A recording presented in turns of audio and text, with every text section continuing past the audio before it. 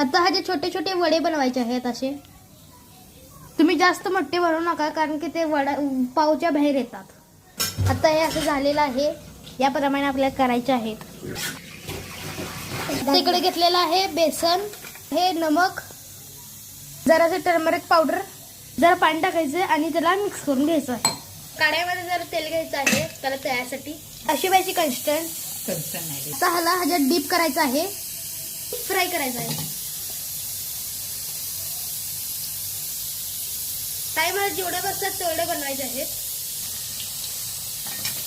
हे बघा आपण ह्याला डीप फ्राय करून घेतलेला आहे. किती खरपूस आहे बघा. इकडे पावाची आहे ह्याला कट करून घ्यायचं आहे. ह्याला असं कट करून घ्यायचं आहे.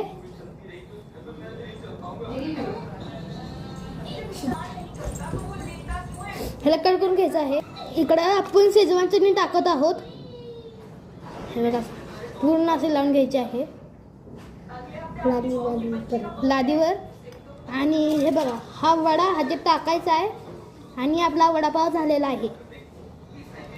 आवडला असेल तर लाईक करा, सबस्क्राईब करा. भेटूया नंतरच्या व्लॉगला. थँक्यू.